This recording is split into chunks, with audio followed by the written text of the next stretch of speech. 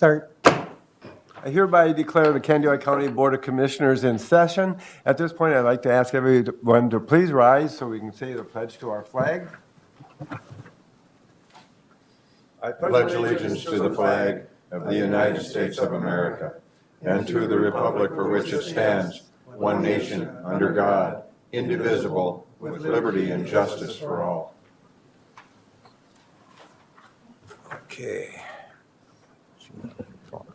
Good morning, everyone. I'd like to welcome you all here and those who may be watching it late on YouTube at some other time. Thank you for your interest in Candido County government.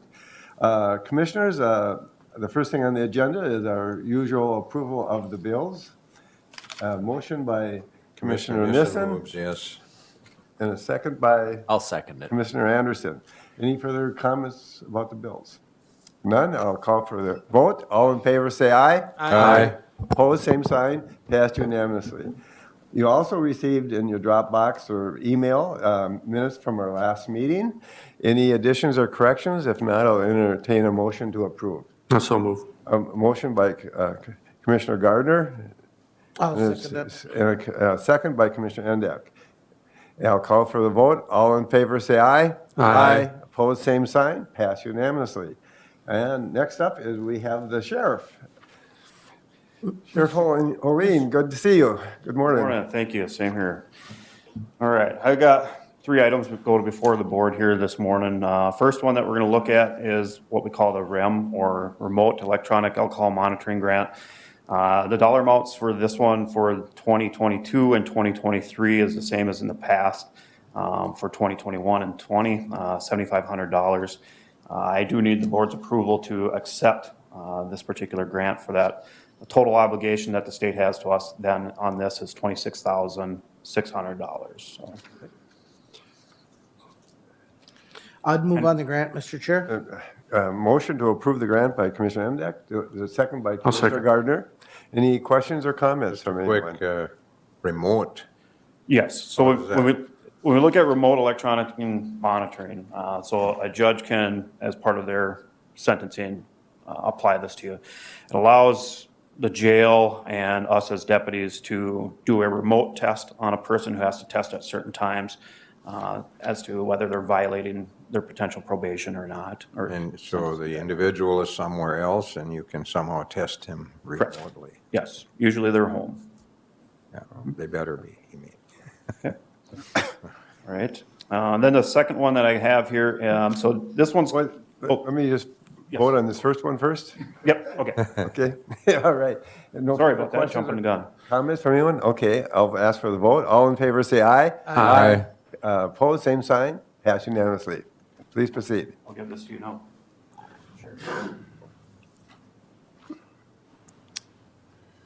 Second one that we have here, it's labeled the Violent Crime Enforcement Teams 2020. So the violent crime side of this is the Drug and Gang Task Force enforcement side of things. When you look at the original agreement that we had at that time, it was $177,000, $375 as well in there. When there was an amendment that's being made for the rest of, or the remaining of the year from July 1 until December 31st. So that amendment is an additional $15,000.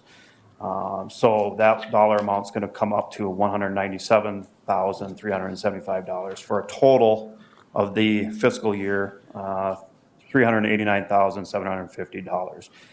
So that's, like I said, for our drug and gang task force agents who are out there. When you look at Exhibit A, which is the third page, it breaks down what that money is spent on. So you understand that it's going towards personnel, some of the benefits, and then also the program expenses and insurance and stuff like that. Any questions as far as the violent crime stuff? Questions from anyone? Motion to approve. I will so move. Motion by Commissioner Gardner, I'll second a that. second by Commissioner Anderson. Any further questions or comments? This is for next year's budget then, basically. Yep, For this, yeah, July 1 of this year Year two. to December. Yep, okay. All right, call for the vote. All in favor, say aye. Aye. Opposed, same sign. Pass unanimously. Thank you. Do you want me to hold off on the Volt grant stuff? Julie Weichels was scheduled to take that one. You can go ahead. Move it up. Go ahead. Yes, go ahead if you want to, that'd be great. Okay. Okay, so the next item that you're going to talk about is a 2021 State Boat Water Safety Grant contract. Yes. All right. All right, so there is a little bit of a change in the dollar amounts from this one. So in 2020, we had $19,486 that we received for our boating enforcement and safe water usage, stuff like that. This year, it's $18,853. So that grant starts in July 1 and again runs till the end of the, let's see, it was actually, runs into June of like next year. So that's in use for our enforcement side of things. When you see, so this summer we have a part-time water deputy that will be working for us, as well as Dave Holmquist goes full-time to water patrol in the summertime. They do the enforcement, also all the safe danger buoys, swim buoys and stuff like that. That time spent on the water, this money is used for that, so. I'll move on that. A motion by Commissioner Nissen. Do I have a second? I'll second. And a second by Commissioner Anderson. Any further questions or comments? It's pretty straightforward. That sounds good. It is. Okay, I'll call for the vote. All in favor, say aye. Aye. Opposed, same sign. Passed unanimously. All right, thank you. I think I got these signed in the correct place for you. Got a few seconds, I'll just.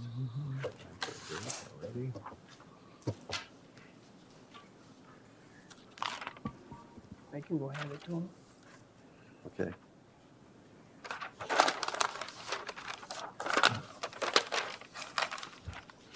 All right, and now we're set to go on to the next agenda item. You are, Mr. Chair. Members of the board, we are going to be requesting a hearing date for an ordinance to be held at the next board meeting.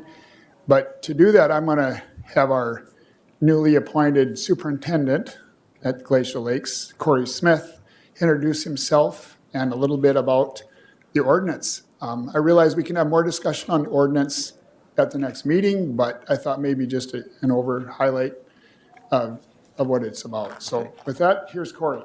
Welcome, Corey. Good morning, Corey. Congratulations. Yeah, congratulations. Yes. All right. Well, good morning, Mr. Chairman, Administrator, and Commissioners. My name is Corey Smith. I'm the new superintendent for Glacial Lake Sanitary Sewer and Water District. I grew up right outside of Atwater. I've worked with the district for right around 10 years now, and I look forward to continuing to see you guys. I am here before you to request a public hearing for a critical water deficiency ordinance. A little background on where the ordinance is derived from. Every 10 years, the Minnesota DNR requires all public suppliers serving more than 1,000 people to have a water supply plan. The goals of the water supply plan are to help suppliers implement long-term water sustainability and conservation measures and develop critical emergency measures.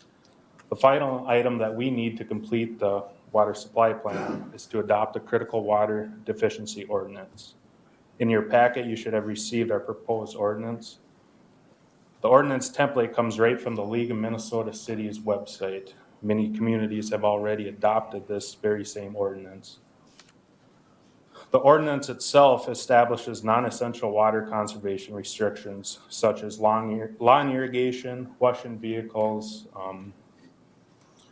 everything that has to do with non-essential water, and that's outlined in the ordinance under Section 5.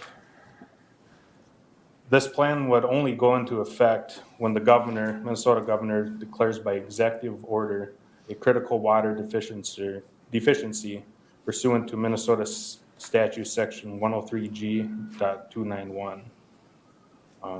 With that, it would be my recommendation would be to set a public hearing for June 15th, 2021 at 10 a.m. to adopt a critical water deficiency ordinance. And is there any questions? Mr. Chair, I would move on that recommendation to set a public hearing for June 15th. June 15th at 10 o'clock. 10 a.m. in this boardroom. Next board meeting then, Yep. at the first part of it. Okay. We have a motion by Commissioner Emdek to approve a recommendation for a public hearing for our next meeting, and a second by. I'll second that. Nissen. I'm curious, though, just a quick question. Yeah. How does the governor determine is this a statewide water shortage and all of a sudden everybody has to shut off their water? Or is this by area? How does that? To my knowledge, it can be by area. I don't know that it has ever happened yet. I've done some research on it and I haven't found anything on it, so. I just find it kind of strange that the governor could declare a statewide water shortage in the area. Right, I mean, in the we've seen land it. of 10,000 lakes. Yeah. But, Like this city of White Bear Lake, you know, that they Yeah. pretty much drained that lake. yep, that would happen, but that would be, That would probably be a city thing. yeah, that would be a local, more of a local issue, it seems. Mr. Commissioner Chair, Emdek. I think I can address that a little bit. The Department of Natural Resources has done some studies in different places around the state.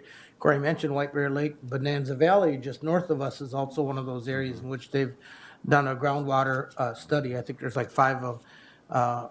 I'm pretty sure that's where the direction would come from. But a piece of interest of note, it might have been just this morning. If it wasn't this morning, it was yesterday morning. Mexico, a lot of people probably don't know this, is the largest producer of beer in the world. And they just turned down a proposal to open up a brewery in northern Mexico because there wasn't enough water. Every bottle of beer they export from Mexico takes with it about 10 ounces of water. And so water, I agree with Commissioner Nissen. It seems incongruent that in the land of 10,000 lakes, we worry about water, but Park Rapids, Bonanza Valley, White Bear Lake, all of them can talk about problems with That's groundwater. not my entire point. It seems like those are local issues that ought to be decided by local people, or maybe the local office of the DNRs. And maybe that's how it works, and then the governor declares that. I don't know, but Okay. anyway, that's all I have. Okay, Commissioner Gardner. Thank you, Mr. Chair. And just to clarify, this primarily deals with groundwater aquifers and that type of thing, or For am us, I it would missing be- something? For us, it would be groundwater, but it could be, you know, surface water, like White Bear Lake. But glacial lakes, they take all the aquifer. And some of the areas that we've talked about, for example, Park Rapids, Bonanza Valley, those are heavily areas that irrigation is used quite a bit. So some of the issue is with drawdown of those underground Correct. aquifers. Correct, yep. Okay, thank you. No more questions. I'll call for the vote to approve the public hearing. We have a motion and a second. All in favor, say aye. Aye. Opposed, same sign. Pass unanimously. Thank you. Thank you. Congratulations again. And Mr. Odens, you got one more item for us. Yep. Mr. Chair, at the last meeting, we did a financial adjustment, and this meeting, we're going to do another one. So we need to amend our federal advanced construction agreement to accept the money that we got from the federal government. So the action is going to be to authorize the chair and the auditor to sign the amendment on behalf of the county board. But what is it? So we're doing the Regal Bridge, and we got federal money to do it in 2023. Well, we also got state money to do it in 2021. We needed to do it about 3 years ago. We got state bond money. So we put all this money together, and what we do is we have the ability to advance construct the federal money into the current fiscal year. So that's what we opted to do. So we're building it in 2021. Well, when the bids came in, they came in really high. So what we did, literally hours after the bid opening, contacted St. Paul. We were able to secure another $141,000 literally that day. And so to get to accept that money, you need to amend your advanced construction agreement. And so that's what we're asking you to do, and that's my request to you today. And that's resolution then number 2021-28. That's correct. Okay. Do I have a motion to approve? Certainly A motion by Commissioner Emdek. The chair will second it. Any questions or comments or discussion from the board? Just So the construction got delayed about a month, did I hear? Yeah, it did, for two reasons. Number one, the contractor schedule, and number two, some migratory bird issues. Yeah. I would just thank Mel and his staff for being on the ball and reducing this cost to, what did you say, about 36,000 out of the county's Correct. checkbook? Our net out, it's gonna be about 36,000, yep. A big thumbs up for that. Yeah, and I, once again, want to thank the county board because, had we not let it and known it, you can't always get it, but sometimes money is there, so. Okay, great. I'll call, no more discussions or comments. I'll call for the vote. All in favor, say aye. Aye. Opposed, same sign. Pass unanimously. Thank you, Mr. Odens. Mel, do you have it kind of filled out? Start it? You haven't filled out for court? Okay, can I get to that later on? Okay. Okay, and next on the agenda, Andy. Andy, yes, Mr. Thorson. Morning, Mr. Chairman, members of the board. Good morning. I'm here to, Talk about a chiller. basically Okay, want to explain that? to make the final payment for the new chiller that was installed over the course of last year and this year. So the final payment is $34,241.15 to Bulletproof Mechanical. I do have a certification for final payment from the engineer. So I guess I would just like to proceed with making this final payment. Okay, and you've been here before talking about this, so there's no Yeah, surprises? yep. And we knew it was coming. This has been on the capital improvement plan, Yep. and it was approved last year to proceed with this project. I will move that we pay the final bill. A motion by Commissioner Nissen to pay the final bill, approval. A second by Commissioner Anderson. Any questions or comments of Mr. Thorson? Okay, if not, I'll call for the vote. All in favor, say aye. Aye. Opposed, same sign. Thank you, gentlemen. Pass unanimously, and thank you. At Mr. the- Bird, this- you can either go to your committee reports, or you could take a break. We do need to cut off at 10:40 to set up our Zoom meeting, set it up. So you can either do your committee reports, or you can take a break now. We could start the committee reports and then take a break. I'm not ready. You're not ready, okay? Right. Why don't we just take a break? Okay, we'll take a break and reconvene. See what I did. About 11:45, okay.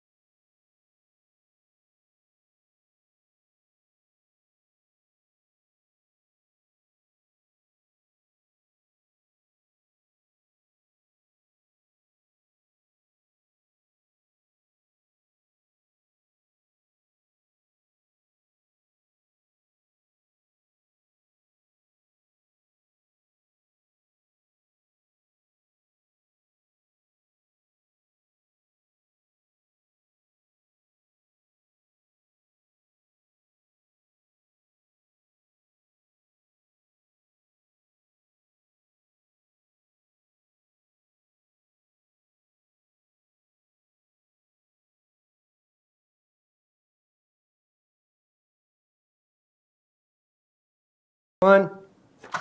I hereby call the Candido County Board of Commissioners back in session, and the next agenda item, we're going to have an update on the enterprise fleet management. And I'd like to introduce Mr. Wong Nystrom. Thank you. Good morning and welcome. Thank you for being here in everyone's person. Thank you. Yes, it's great to be able to come. Yes. I jumped at the chance. I'm like, are you kidding me? So we're starting to be able to meet again, which is fantastic. I really appreciate everyone's time and the board's time. Annalise is generally your account manager and team. She's actually out sick and then lost her voice. She was going to Zoom in, so you're stuck with me. So appreciate your time. I'm going to fly through this as much as possible to leave time for any questions and Q&A type of We scenario. have plenty of time. Great. The first thing we'll talk about then is the agenda today, talking about customer service, how it's important with our relationships with all the counties and cities that we work with, industry update on what's going on in the automotive landscape right now, and then some high-level annual review numbers, and we'll go from there, okay? So first of all, services is important, and those of you who don't know Enterprise Fleet Management, we're the commercial sister division of Enterprise Rent-A-Car. So that gives you a little background about who we are. We've been in business doing fleet leasing since 1957, so over 60 plus years doing this. We have a lot of experience. We have over 2 million client vehicles that we help manage. And we've grown to over 50 cities and counties in Minnesota alone. So that's fantastic on the growth and the opportunity because we've been vetted by finance companies, Deloitte and Touche, and many CFMA financial arenas, a lot of finance directors. It's been vetted. And so we're really excited to share with you how we're doing. So looking at where you were, where we're at, and what the future brings, okay? Please leave any questions. But the first slide you'll see is based on customer service. We're not here to just simply lease you vehicles and say good luck. We're a fleet management services provider. That means what we do is we have accountability. We're going to check in and work with the people that you have in charge of the fleet and review the numbers and the data, because all the information that we're giving you is based on data-driven information, which is, in our opinion, the best metric to measure things, right? And with our experience in just dealing with automotive, let's really dive into what it costs you to run a fleet and how we can do it better, okay? The old adage was, it might cost $6, we charge you $7, but you are paying $8. So obviously we make money, but it's low margins and long-term partnerships is what we want. And that's why the customer service and accountability is a big part of what we do, okay? We meet several times a year and by Zoom, obviously in the last 18 months, and we're continuing on with that partnership. What my role is I'm the fleet consultant that I go out and basically meet with all the cities and counties. And years ago, we met with Larry to get the whole pilot started and then continue on from there, okay? With that being said, majority of our accounts today, though, do the entire county, and we'll talk about that later. But obviously, we started with the sheriff's office, okay? So know that customer service is a big part of what we care about and do. You have a dedicated account team that helps it. And then we have the maintenance programs and ancillaries. So this is part of fleet services. It's not just about leasing cars, as I said. It's having a maintenance program to be able to track your expenses, audit those repairs, making sure where the money is going to, and being able to identify vehicles that should be replaced. Because when I first came out back in 2018, we had, looking at the data, this is what it shows we should replace, right? And obviously, your key fleet team agrees or disagrees, and we make changes.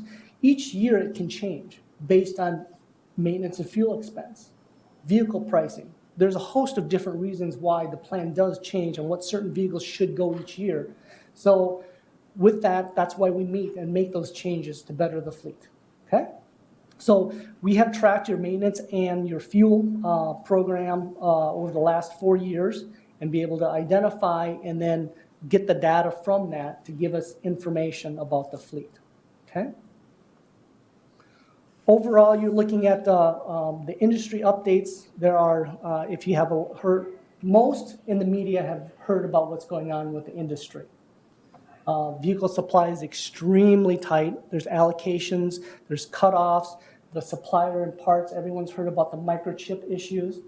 It's foam, it's tires, it's railroad, it's truck driver shortages. There's so many things going on at once. Obviously, the microchip is the biggest concern, but just know that there's a host of reasons what's going on right now with supply and parts. Factory shutdowns, cutoffs, a lot of logistics, and then the aftermarket equipment that goes on. Those parts also are slowed down. And so this affects the whole chain. Obviously, we put a lot of aftermarket customization in the sheriff's vehicles and all that, right? So there can be backup and delays in materials there.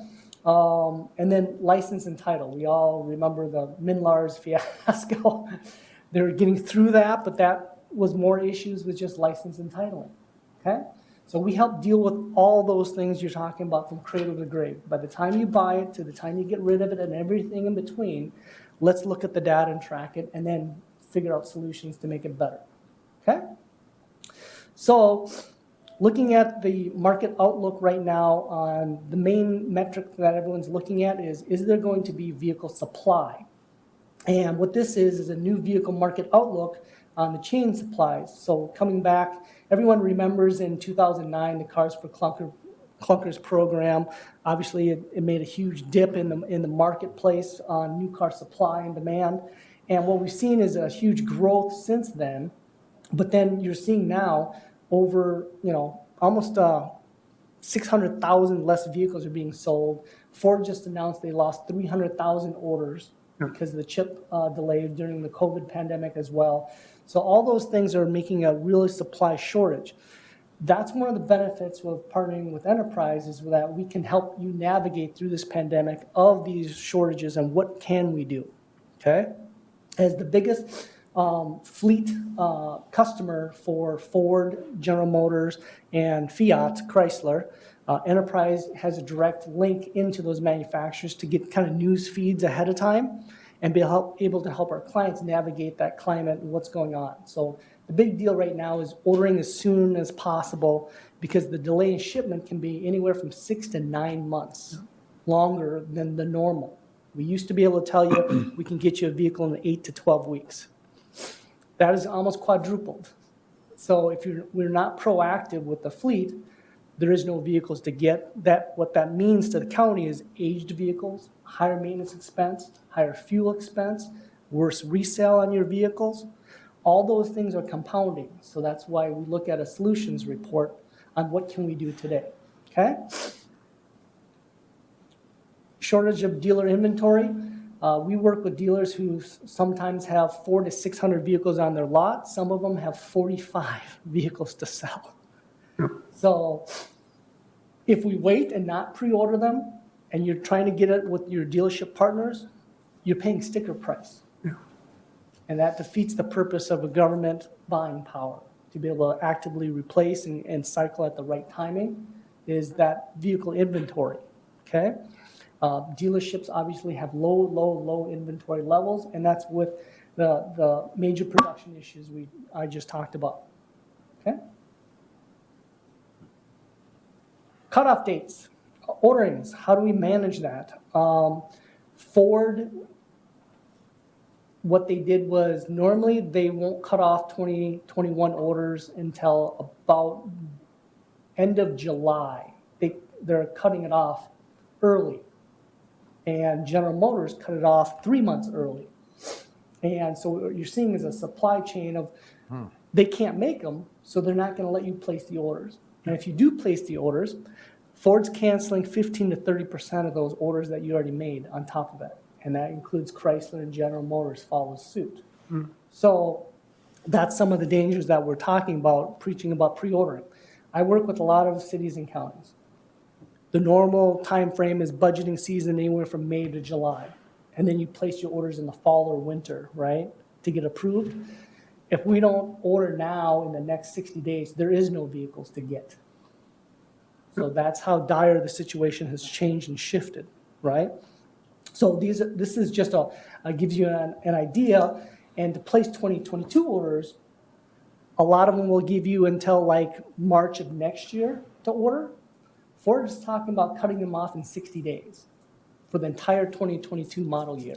So you have 60 days to make your orders for all of next year, or there is no vehicle. And we do not want to go to a dealership lot. In turn, you'll hold on to the vehicle, they'll age another year, have higher maintenance costs, worse fuel economy, and worse resale. So things compound like that. That's what we're trying to stress and look at when we look at the data today that we have. The used vehicle market outlook,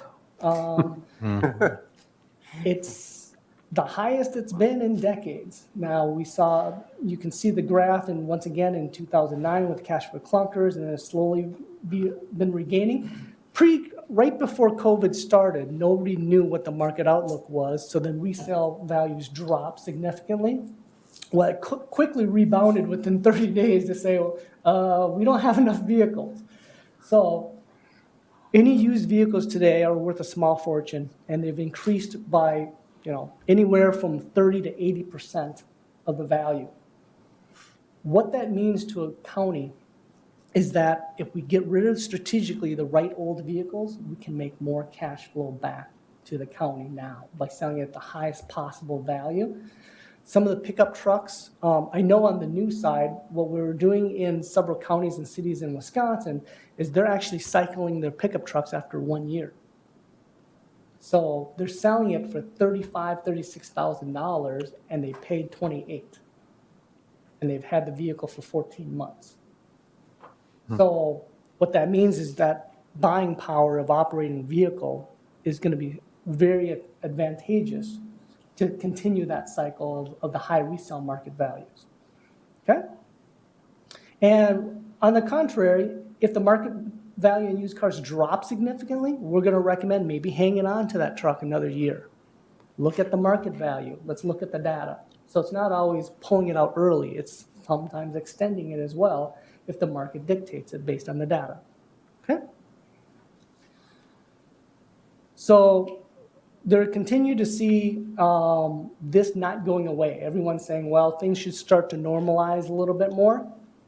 For the next 2 years, we don't see that happening because manufacturers need time to recover, and that takes time. Okay? We did an annual review. I won't get into the minutia of that. We went through with Larry and the sheriff to look at all the data, and that gets very weedy, I guess is the right term. So if you ever want to look at that, Larry has it, and we can dive into the data. We actually were going to show it, then we're like, this is not good. It's too detailed. It's a bunch of Excel spreadsheets and numbers. So we went high level, and so what we're looking at from 2018 to 2019 is, remember this is 4 years ago that I put out the numbers on the current marketplace. And what at that time we anticipated to get 10 vehicles, it would cost the county $89,200 under the leasing program. The actual was $89,394. I missed it by a couple $100, but you got an extra vehicle.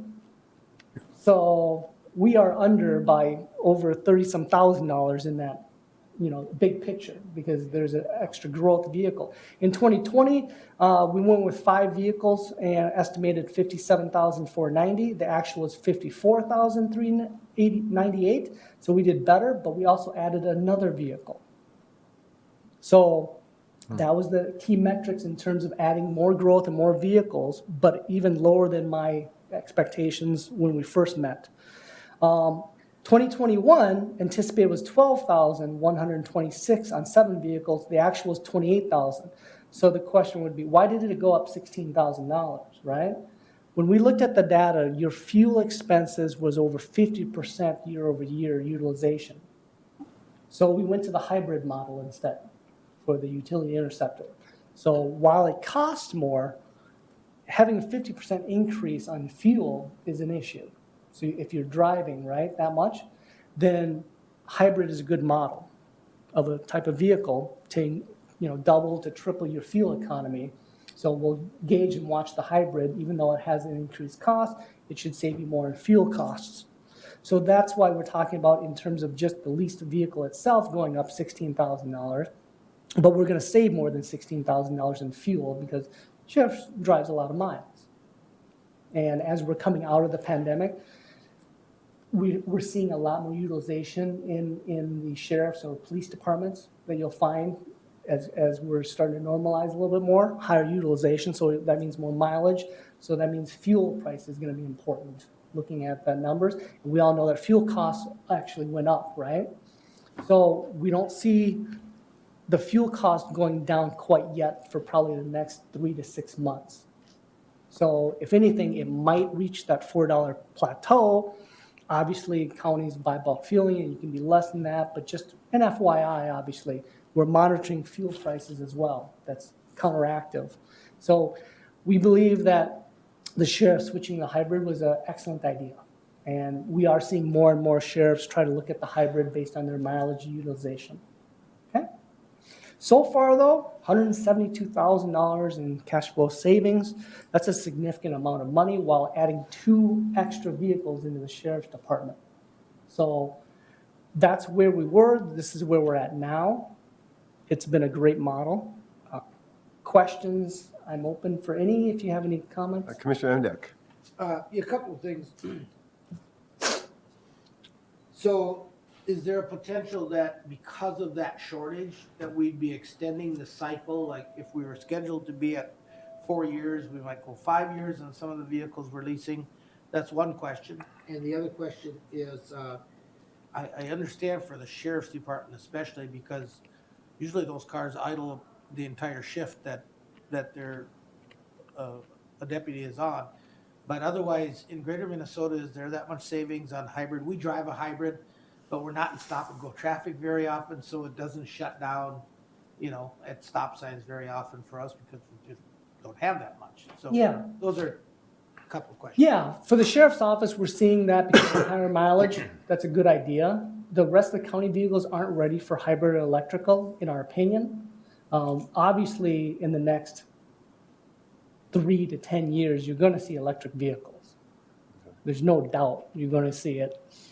When is the best time to see it? And remember, when we own 1 million vehicles as Enterprise Rent-A-Car, we have to be prepared ahead of time as well.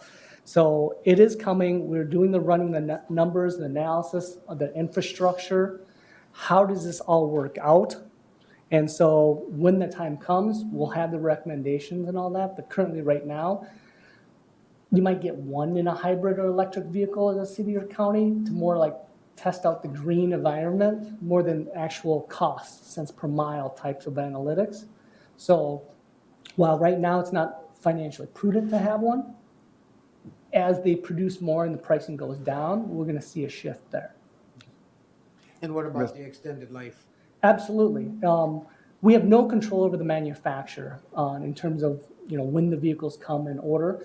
The only thing we can do is be proactive. As soon as the order banks open, we place the order as soon as possible. That gives us an 85% chance the order won't be canceled, which is a huge comfort to our clients, obviously, that the vehicle is actually going to show up.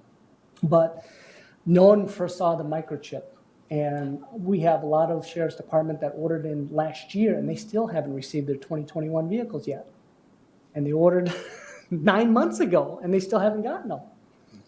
So, Mr. Nystrom, I'd like to ask you if you just kind of take a step back too, since we are going to be live stream on YouTube and stuff like that. Some of the basics that we mentioned, a lease vehicle fleet management type of thing. More details about what that is. Most people think of we're going to lease a car, so it's still your car. And what does this involve? Is it locally? Are we buying it from you? Is it serviced locally? Where do you get the gas? How do you do all that? Can you just summarize that? Sure. First, I guess I'll say the word lease itself has a negative connotation in general. My grandfather is a farmer from Des Moines, Iowa. He hates that word. But one of our biggest partnerships is a lot of the John Deere implements that are starting to lease their equipment now with costs rising. So there's two different major types of leases out there. One is called a closed-end net lease, and that's what you see on TV, right? $399, come on down, sign and drive, that sort of thing. And you make the payments, and then usually it's a 3-year term with limited miles and wear and tear charges and early termination. And you can only extend it maybe 6 months at the maximum. And then you make the payments, and then at the end of the term, you hand over the keys and you get another one. Which it fits some model, for certain people and certain government entities, but in general, it's not a good fit because essentially you rented a car, right? So what Enterprise is it's commercial equity lease. So you're talking about the Fortune 500 companies, Best Buy, General Mills, Ecolab, or even Red Wing Shoes, right? A lot more local companies that we work with on the commercial end do a commercial equity lease. And what that is essentially it's a finance to own. So we're financing the vehicle. I call it a lease because a third party bought it for you, Enterprise, right? So under that, it's a lease structure where I buy it for the county. That's about as close as the word lease as it comes, and the rest becomes let's break it down into financing to a residual, so to improve your cash flow. And we look at the cycling points on each vehicle, how long you should keep that vehicle. So by looking at the data of maintenance, fuel, and insurance, we're able to capture when is the best time to cycle that vehicle. So leasing gives us that mechanism in order to be able to fund all those purchases without increasing the capital budget.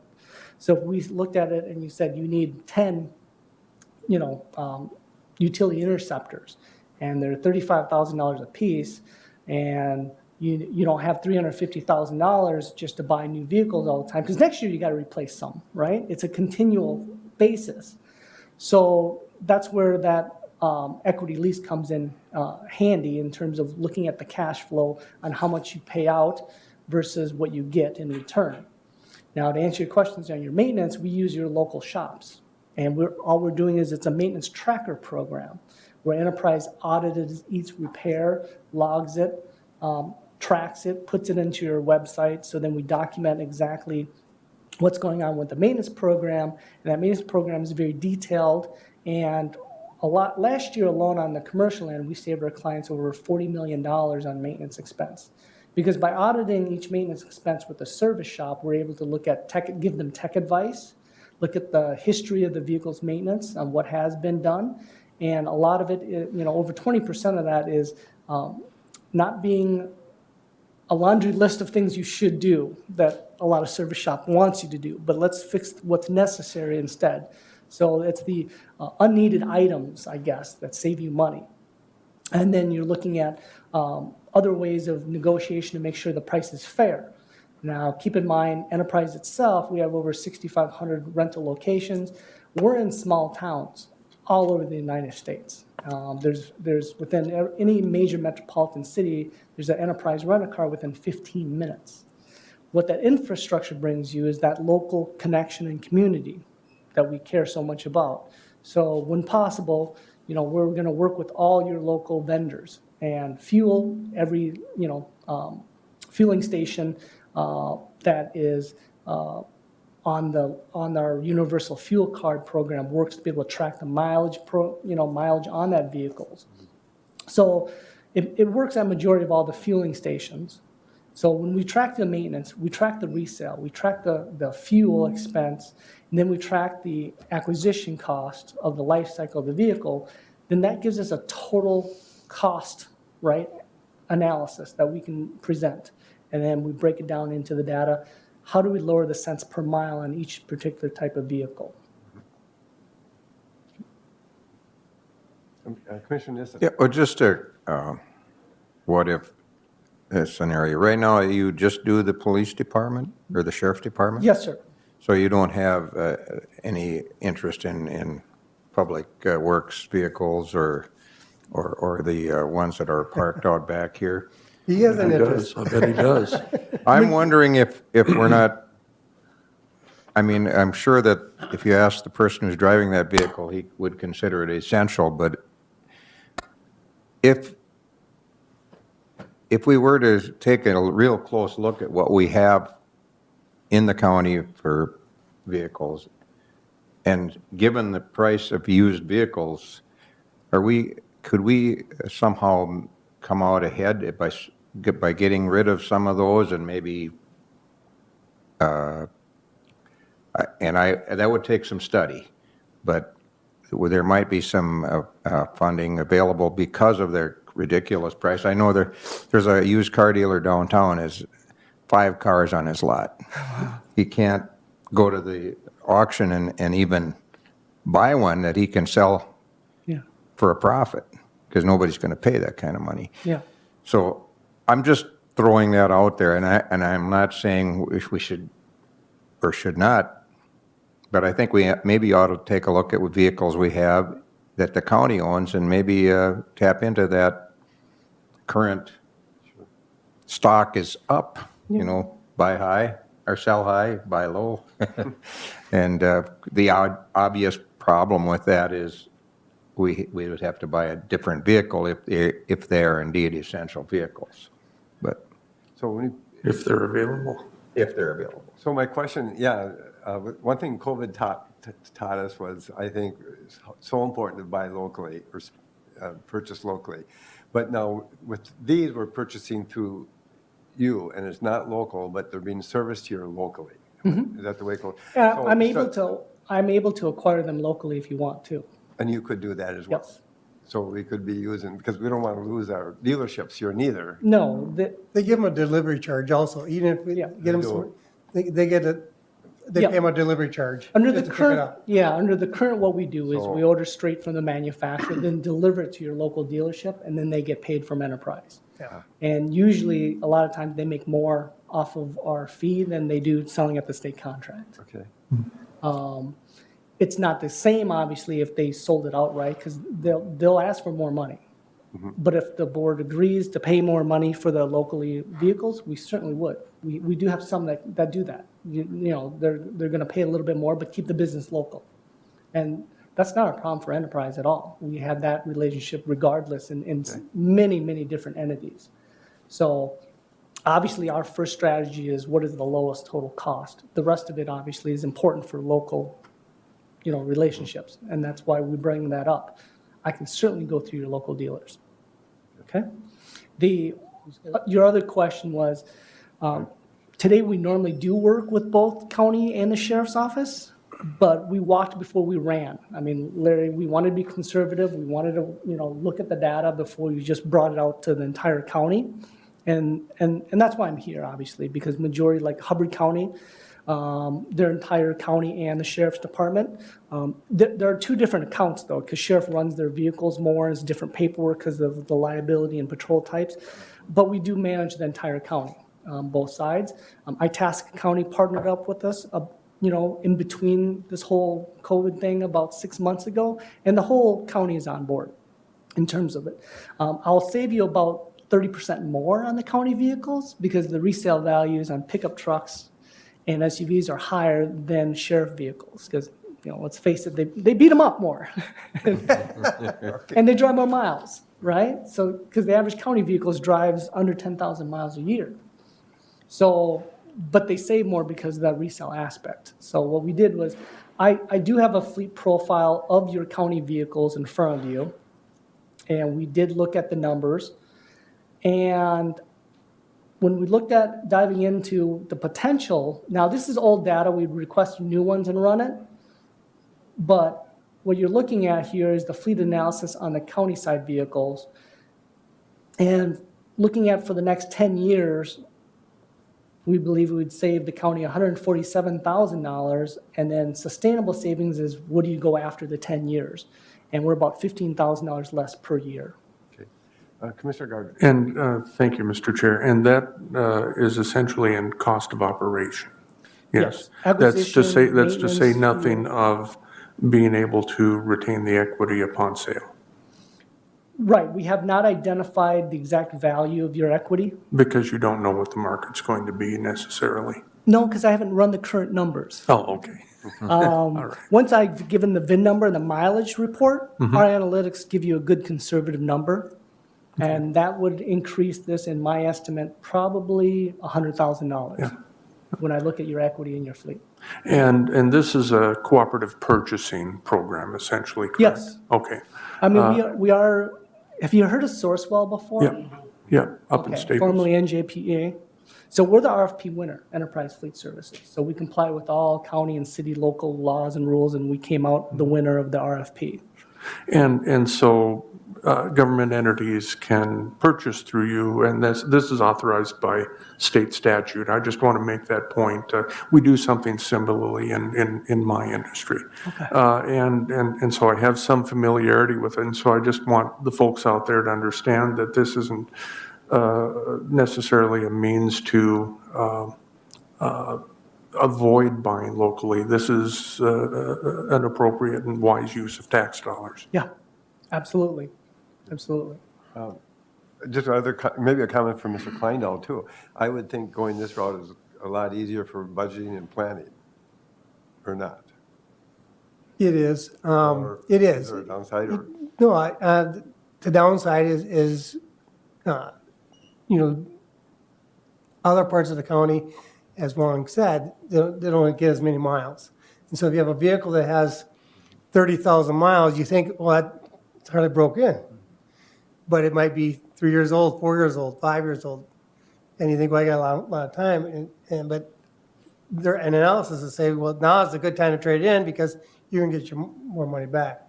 So in 2018, we had several meetings with other departments and had conversations, and there was some reluctance about the other parts of the county going for it. So it was determined, let's try it with the sheriff's department. This was new, and we wanted to be convinced. And I said, in 5 years, we're going to know. We're in the 4th year, we know that this works. This has been a really positive. You can see the numbers that we have. If you had to buy we were averaging 5 or 6 vehicles a year, replacing on a rotation basis with the sheriff's department. And if you add it, to say we at a state contract, you get them for $28,000. You get times that by 6. That's what our cash outlay would be. Plus, then you got to upgrade all the equipment that goes inside these vehicles. So this has been something we wanted to try. I've been very impressed. We had our annual meeting last week, and I thought this would be a good opportunity to come and give the board update. It definitely works well for us with the sheriff's department. I do want to take a look at it at the other departments now. There are some concerns, hesitancies with some other departments, but I think now we have some track record. I think it might be easier to analyze where we're at. Yeah, and the great thing is you're not the guinea pig. We have worked with a lot of other counties in their public works department, streets, roads and bridges, social services, health services, you name it. We work with all those entities now, from all the way, up north to Cook County, Lake County, all the way down to Fillmore County, Houston County, and everything in between. We've grown in that aspect. So we have a lot of data that we can show that it's a good fit. Commissioner Emdick? So earlier you mentioned about your grandfather farming around Des Moines and brought up the John Deere dealers. Did I understand you to say that you also have a lease program for that kind of equipment? No, we run their fleet, manage their fleet. Okay. Because a lot of John Deere implements have SUVs and pickup trucks. All right. And So you're not leasing lease them. tractors to farmers? no, John Deere will lease them now though. Because as the cost of, skid loaders and everything climb up well over 6 figures, they're starting to lease them to farmers in the farming community. So they understand the important aspect, and it's not just about, would you do it, for customers, right? But they're doing it internally as well to help, lease and manage their own fleet. So, and they're a for-profit company, so they're looking at best ways to save every penny, especially as, a lot of these companies that have shareholders or family-owned for generations, saving money is a big deal. And if they have a fleet of 30 to 50 to 100 vehicles, they want to be able to best manage that. This is all Enterprise does.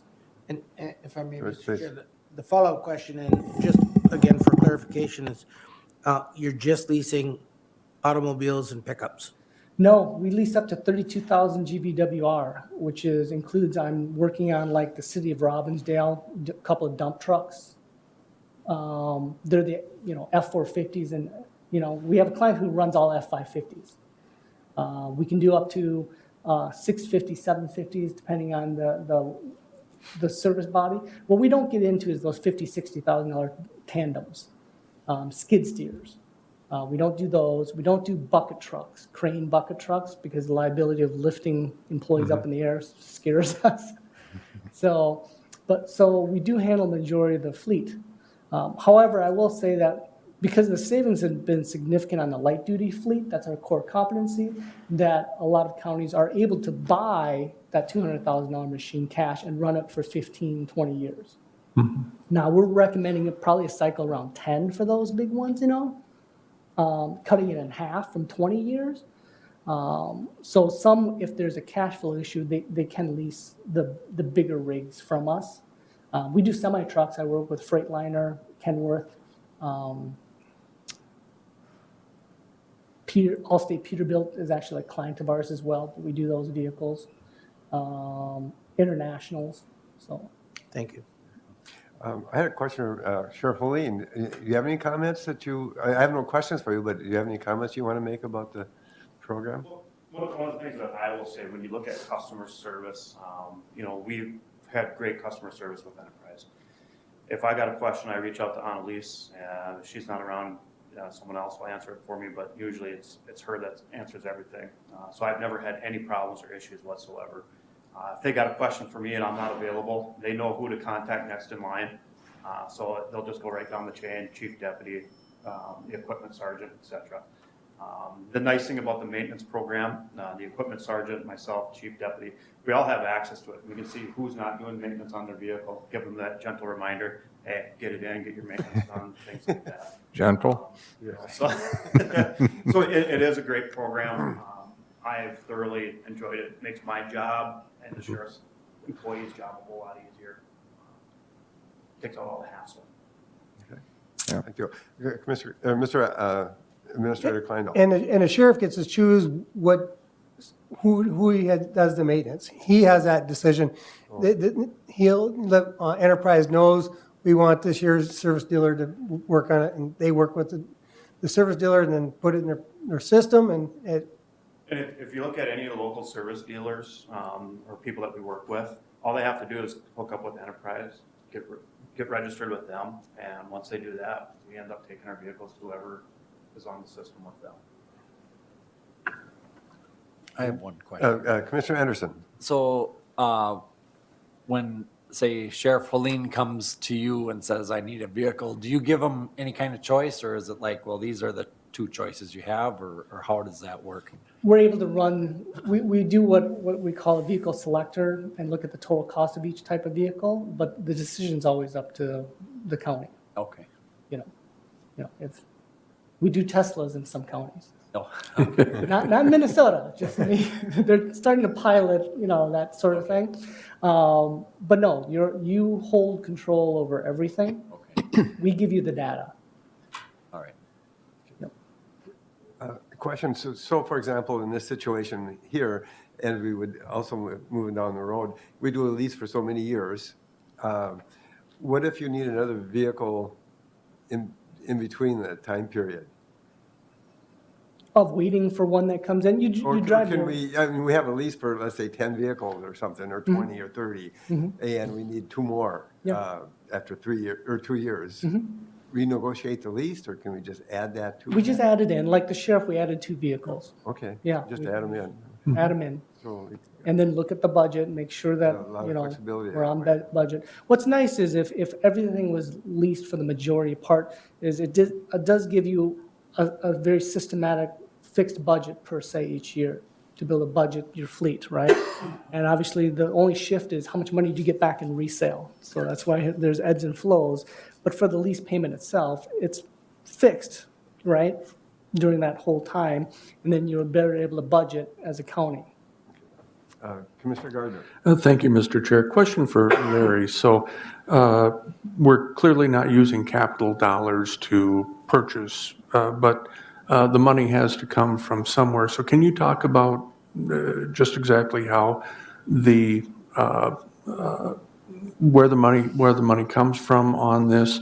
And also upon the sale of a vehicle, where do those proceeds go back into, just from a budget standpoint? So each year, in the budget, we levy for vehicles.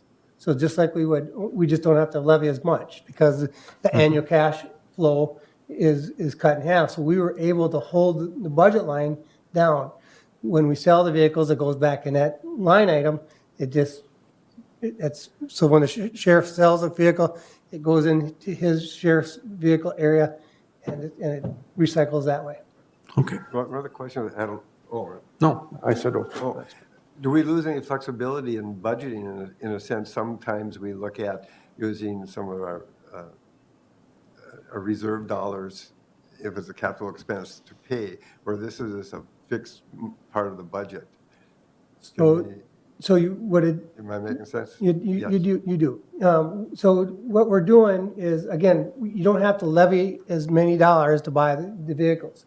What would cost you, if we decided to go away from enterprise on the sheriff's vehicles, all of a sudden, you're gonna have to come up with all that cash to buy yourself the vehicle straight out. Yep. That's, and again, when I stated, when we started this, I said, we'll know in 5 years if this is working. Well, we know in 4 years. And so we are always monitoring that because I knew it would have an impact if we ever got out of it. But we were prepared for that. But it's also one of the reasons we said on the other part of the county, should we wait and see how it worked and to be conservative, to make sure it worked? That's where we're kind of holding back. And I haven't pushed that. But I think we're ready to take the next step. I would assume too, we'd also have an option, instead of going whole in, we could just go in so many as well, or certain Correct. departments at a time. And we talked about that. Yeah, and the good news, like I said, is even on the county vehicles for pickup trucks, SUVs and stuff like that, if you partnered up with Enterprise and you bought 10 pickup trucks, let's say, and you wanted to get out, they're worth more selling than what you paid. So you could literally get out. Or the alternative is to get out is after, you pay off the vehicle, so sheriff leases for 4 years and hangs on to it for another year. By that point, you've virtually paid off the vehicle. You own it anyway. If you want to continue to run it, you could. Yeah. We don't see a point in that because you got a 4-year-old. You still owe that, okay. There's no balance. You own it if you want. Obviously, though, what are you going to do with a 5-year-old utility interceptor with 120,000 miles that's going to fall apart, right? Is you're going to turn around and sell it anyway. But what I think I'm hearing from, thank you. What I think I'm hearing from Larry and from the sheriff is that they don't want to be in the business of managing a fleet. That's what you do. Yes, sir. Yeah. Right. Yep. In Arizona, they park those worthless police vehicles at various points, and it does slow traffic down somewhat. Okay. Any other further questions? I believe last year, though, Phoenix partnered up with Enterprise. Did they?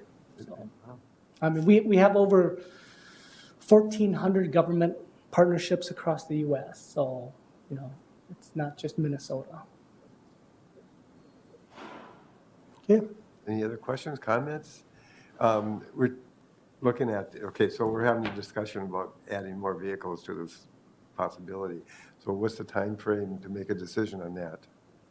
Or ideal time frame besides? Well, 60 the days. ideal timeframe would be to have it done by this year's budget. That's not reality, probably. Oh, The budget packets are out. okay. I mean, could we do it?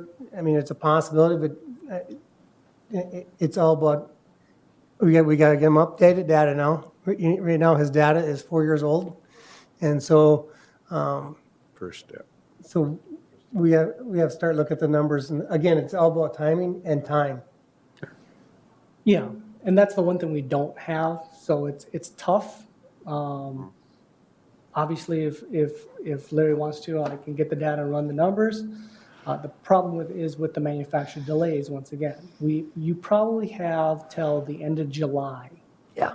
the order for 2022 before there's nothing to get. And I'm obviously can't fortune tell ahead of time. Our data just suggests in the next 60 days, if you haven't planned out your 2022 orders, you're not going to get them. Or if you do, it's going to be when 2022 is almost over. So being proactive is a big piece of it. So, yep. All right. Any further comments? So I got work to do, I understand that. Yeah, right. You get really bored, you always could pick one department Yeah. and do that, but. You hear that, Mel? Raise your hands. I wasn't referring to you. I did. You were. We're a smaller department, no. Thank you. I appreciate it. Thank you. Yeah, Thank you. Well, thank you so much and for your time, and I'm so glad you got here in person. It helps us understand, and it creates a whole different relationship and a comfort level doing business with someone. Thank you. It's Yes. my pleasure to be here. And thank you for what you've done these last, And by the way, years. Enterprise, Mr. Chair, for me. yeah, please can Thank proceed. you. Enterprise is one of our premier partnerships at the Association of Minnesota Counties in our business development. Thanks for that. Thank you. Thank you. Have a good day You too. and a safe trip home. Okay, next on our agenda is, we're coming near the end of our agenda, administrator updates. Just want to remind everybody, we have our work session on June 10th from start 8:30 to talk about American Rescue Plan funds, and hope we continue to get information on it as it comes available through NACO or U.S. Treasury Department. We'll try to get that information out to you so we have that information when we meet. We also, as you know, starting today, everybody's back in the office, no more remote work possibilities. We are going to be working on a remote work policy, a telecommuting policy. We're putting it together. We got several counties that we're looking at. We're trying to look at what is best fit for Kennewick County. Hope to have that to the board here by the mid to end of summer. What was the time on that work session? I guess 8:30 8:30. on June 10th, Better add that. if that still works for everybody.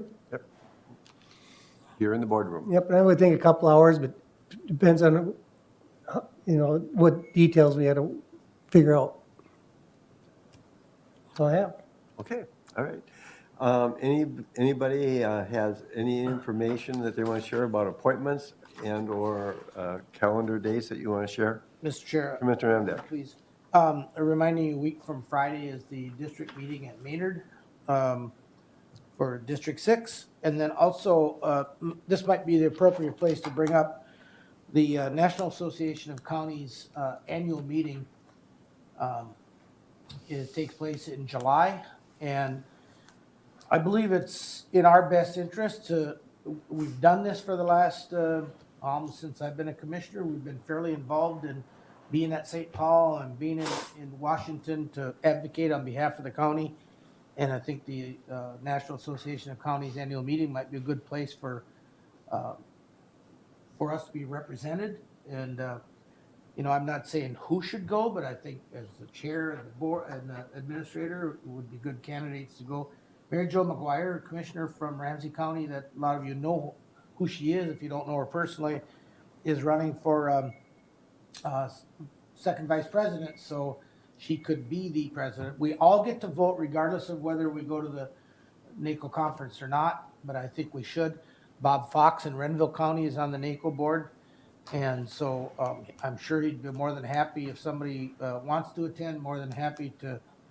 It can be a little bewildering if you go down there to where he should be and when he should be, and I'm sure that Bob would be more than happy to be a host, if nothing else. So that's all I had. So last time I went to DC with Roger and Mel, they had me on a little tether cord so I wouldn't get lost. Yeah. Well, yeah, they would be two great people to lead a group like that, that's for sure. Any other information? Otherwise, we'll do our committee reports. Can we start at that end of the table? Commissioner Emdek? All right. Sorry about that. I Caught you off guard. you did. I caught it the other one last time, I think, so, okay. So our last meeting was the 18th. And we had, some of you attended the post-session meeting with Matt Hilgart and the Association of Minnesota County, which was pretty helpful. I think generally the counties in the state of Minnesota did pretty well, largely because of federal funding that has come through as a result of COVID. Looks like the county program aid is not going to be hurt. We continue to work on broadband issues.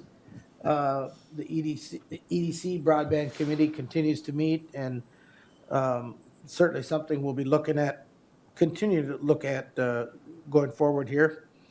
I had an AMC Board of Directors meeting on the 21st, and then pretty much the general committee meetings of really no major impacts, so I'll just end it at that. Okay, Commissioner Anderson. Yeah, last time, or at our last meeting, I had one committee to report on. This time I've got about 7 of them. But most of it's Well, pretty yeah. much routine, but, but anyway, we had that C6 task force meeting. It was pretty much routine. Then we had a couple JD joint drainage meetings. One was on JD2, and another one was about JD16. Let's see, JD2, I believe that was talking about, or no, JD16 is a petition for partial abandonment proceeding that they're talking about, turn some land into like, I think Crep Acres or something like that, wetland reserve program type of deal. So they're still working on that and doing some engineering on that. And we'll be meeting again here in June on that issue. Another one would be Pioneer Land Library System, just talking about library issues and how they have to deal now with removing the restrictions on mask mandate and trying to work that out with staff and different issues dealing with that and getting back to work. Then, let's see, had a AIS task force meeting. We're dealing with aquatic invasive species, and I guess just kind of dealing with starry stonewort, I think is what it's called, another weed that is kind of trying to creep into the area. And then we had Drug-Free Coalition Committee meeting.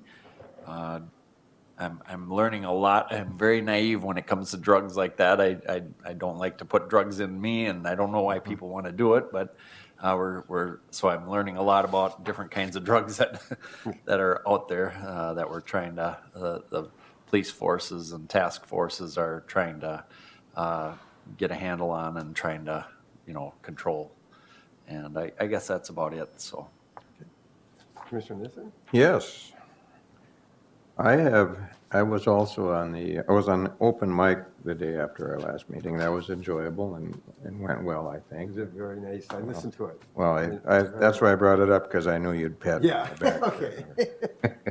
No, seriously, it's always fun to work with JP.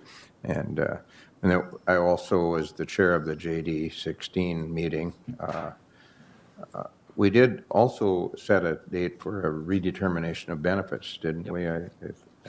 So for that particular joint dish system, we're going to have redetermination of benefits coming up. Chippewa River Watershed met, and we had put out an RFP for what's the term? I always forget. Consultants to help us through the One Watershed, One Plan. And we had 2 responses. One was well regarded by people that had used that particular one before. The other one didn't get as high a marks, so we went with the one that, and they were roughly the same pricing anyway. And I'm not going to say out loud which one that was, because I might get it wrong.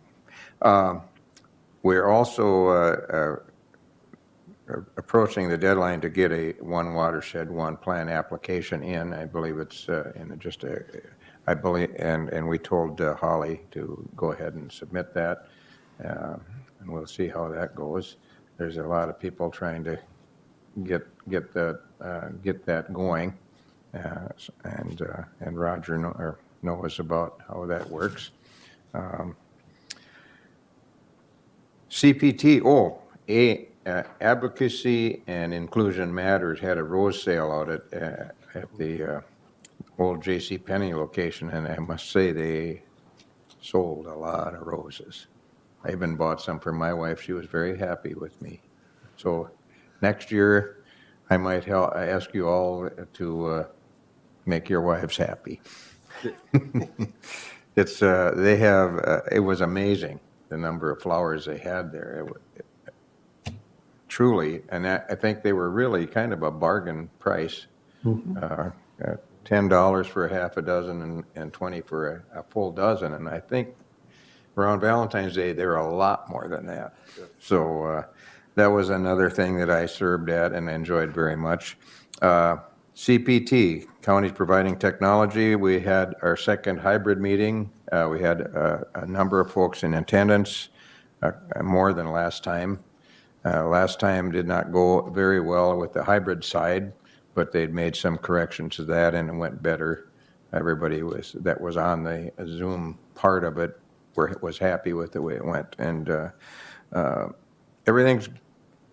shouldn't say everything's going well. We're doing pretty good over there. We had, and I don't know, I didn't talk this over with Larry at all, but some of the HR people have been having a little trouble with their program, and they had a meeting on that. So I don't know if that's a situation in our county or No, not. we're very happy with you. Yeah.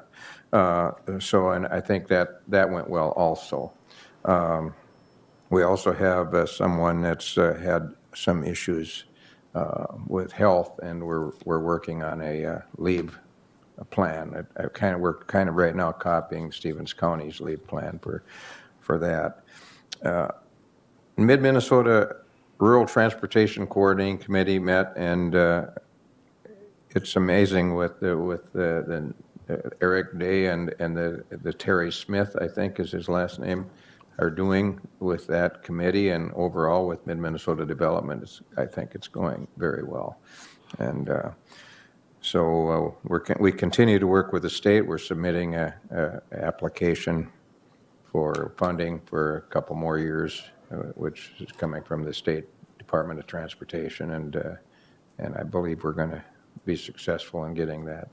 So that's kind of everything I had to do. Thank you. Commissioner Gardner. Thank you, Mr. Chair. And one thing I just was reminded of, on Monday, the 14th, out at the Flags of Honor, I believe there's a groundbreaking for the new Veterans Memorial Project. I don't have the exact time in front of me, but you might want to check into that and put that on your calendars. And I will vouch for Raleigh on the roses. They were outstanding. Most of my meetings tend to take place over the middle 2 weeks of each month. So the only thing I have to report on is a meeting that didn't take place, which was the Humane Society. We lacked a quorum here the other day. I think everybody maybe was looking to get out of town for the holiday weekend. But I believe they are looking at opening their doors for folks to come in. If you want to adopt, you will still need an appointment. So I think, and staff, they don't have more staff than what they can use. So, going to ask people to be patient when they go into the shelter. But if you're interested in adopting an animal, you will need an appointment. They want to spend some time with you and make sure that you're getting the right fit. And that you're doing right by the animal in the first place. Otherwise, I'd mentioned that they had done an online fundraiser, and that they had last time, and they had raised about $9,500. I was wrong; it was over $17,000 that they were able to raise through that. And I believe some of that funding is going to be used for a vehicle. The van is shot, should not leave the city, let alone the county. So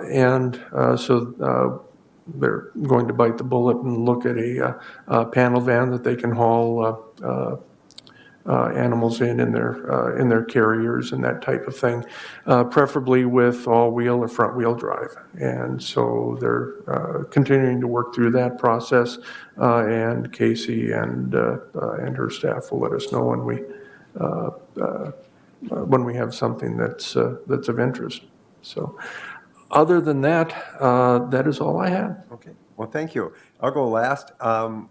Actually, I think you were on the intergovernmental agency meeting that we had on Zoom with That's correct. Mr. Kleindahl as well. And that was a very good meeting. I'm not sure we have much to report on, other than it was very interesting to have those relationships and talk about what the city's doing and what the school system is doing and some of the concerns that they have coming up. So it was valuable from that perspective. I had a Prairie Lakes Youth Program meeting, and we talked about what we're going to still do with the changes coming up in corrections. And we're going to have a special meeting and take a tour of the facility again this coming week, as well as the group homes, because we're looking at how can we restructure that to be more cost effective, and looking at cutting down on the number of detention areas we have, since they're expensive, and that's one of the areas that's losing a lot of money. So looking at the possibility of in one of the buildings of moving some of the doors and having less secure detention facilities and more non-secure, and also looking at the Boys and Girls Group Home. And I think you even mentioned that they're doing well at the Boys and Girls Group Home, and there is a house on one of the properties, and the tour of that, is that an option? And so to be able to adjust our programming and how we provide those services. So I think I reported last time that we made a profit because we want to make a profit if we can to keep the doors open. This last meeting, we lost half that profit, but we're still ahead, and things are stabilizing somewhat. But the courts have not opened up, fully yet, and we don't want to go in that direction. But we do not want to lose the option to have a secure unit here. So for the local kids from the. Be nice to have her come to the board and introduce herself. Yes, okay, yes. Did Tammy Joel bring her over yet? Or? No. Oh, okay, she was going to. But I'll set that up, you bet. And that's pretty much in the open house for Connie at the EDC, but other than that, I don't have anything at this point. Other than I'd like to suggest that we put in the back of our mind the possibility of, after the next board meeting, going out for lunch together. This one. Isn't it the Is first? it this meeting of one? the month? Yep. Oh, it's the first one. Yeah. Well, I, what about today? I have CVB after the That's second what I one. thought. Yeah, it's the first one, not the last one. Okay. We haven't done it for so long, so. Okay, Okay. And I have nothing else, so I hereby, nothing else from anybody else, hereby adjourn the County Board of Commissioners.